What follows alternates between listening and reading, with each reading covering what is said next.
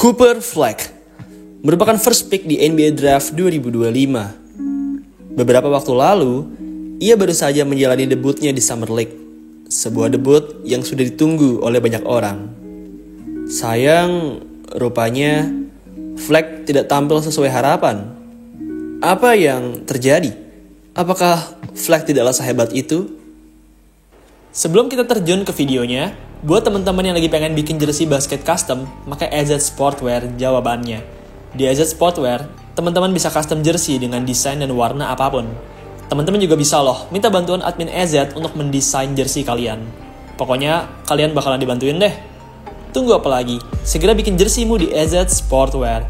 WhatsApp mereka di 0895 4260 91060. Bikin jersey, AZ Sportwear jawabannya.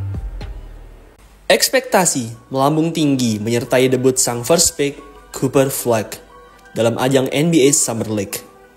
Namun, penampilan perdananya pada 10 Juli lalu melawan Los Angeles Lakers yang berakhir dengan kemenangan tipis Dallas Mavericks 87-85 menyisakan banyak pertanyaan dan menjadi sorotan. Fleck, yang disebut-sebut sebagai talenta paling menjanjikan, hanya mampu mencatatkan 10 poin, 6 rebound, 4 assist, dan 3 steal dalam pertandingan debutnya. Sekilas, statistik tersebut memang terlihat lumayan, terutama torehan steals-nya yang cukup tinggi. Namun, efisiensi tembakannya jauh dari kata memuaskan. Ia hanya mampu memasukkan 5 dari 21 percobaan tembakan, atau yang jika kita persenkan, menjadi 23,8% field goals. Ia juga gagal total dalam 5 percobaan tembakan 3 angka. Amat buruk.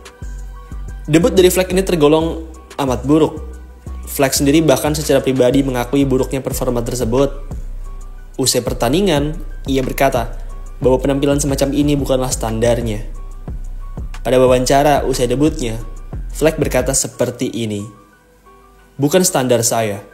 Saya akan mereview kembali permainan saya. Saya akan mengatakan, itu mungkin merupakan salah satu pertandingan terburuk dalam hidup saya. Tetapi paling tidak, yang terpenting, tim kami tetap mendapatkan kemenangan.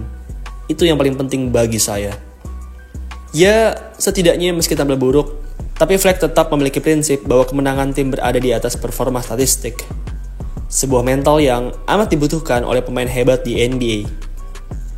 Kemenangan Mavericks ini sendiri tidak lepas dari kontribusi apik pemain lain. Ryan Nembhard menjadi bintang utama bagi Mavs dengan performa impresifnya, mencatatkan 21 poin, 2 rebound, 5 assist. Sementara itu, dari kubu Lakers, ada Cole Swider yang mencetak 22 poin dan 10 rebound. Anak King James, Bronny, juga tampil cukup apik. Bermain selama 20 menit, Bronny membukukan 8 poin, 2 rebound, dan 2 assist. Ia juga bahkan sempat mencetak sebuah shot keren di depan Cooper Fleck di awal pertandingan. Sebuah momen yang menjadi highlight di game tersebut. Fleck memang punya debut yang buruk untuk ukuran first pick. Tapi ini bukanlah kali pertama seorang first pick tampil buruk di debut Summer League-nya. Sebelumnya, Victor Wembanyama, sang first pick di 2023, juga punya debut yang buruk di Summer League 2023. Saat itu, Wembanyama juga memulai dengan penampilan yang relatif buruk. Hanya mencetak 9 poin, 8 rebound, dan 5 blok dengan efisiensi tembakan yang sangat rendah, yaitu 2 dari 13 field goals.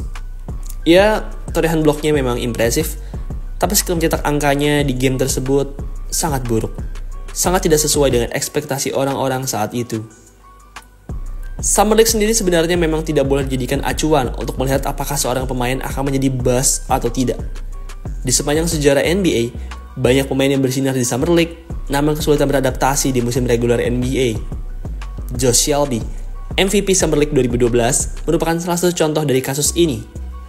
Ia merupakan MVP di Summer League, mencatatkan 27,5 points per game dengan field goal percentage yang impresif, yaitu 59% field goals. Sayang, di NBA, ia gagal beradaptasi. Shelby akhirnya hanya bermain selama 38 pertandingan saja di musim reguler NBA. Usai hanya mampu bermain pada 38 game, ia pun kemudian didepak ke G League dan kemudian menjadi pemain mancanegara. Senada dengan Shelby, Glenn Rice Jr., MVP Summer League 2014, juga hanya mencatatkan 16 pertandingan di NBA. Meski telah tampil luar biasa dan menjadi MVP di Summer League, Tapi di musim reguler NBA, ia gagal tampil apik dan berakhir menjadi pemain buangan. Josh Shelby dan Glenn Rice Jr.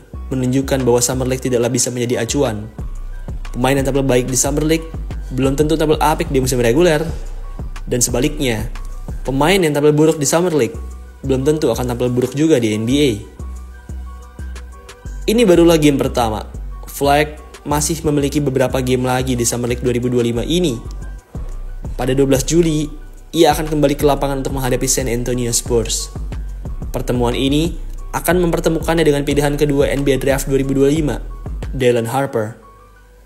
Duel antara dua talenta teratas di kelas draft ini tentu akan menjadi tontonan menarik dan ujian bagi Fleck untuk membuktikan bahwa debutnya hanyalah sebuah titik awal yang penuh pembelajaran.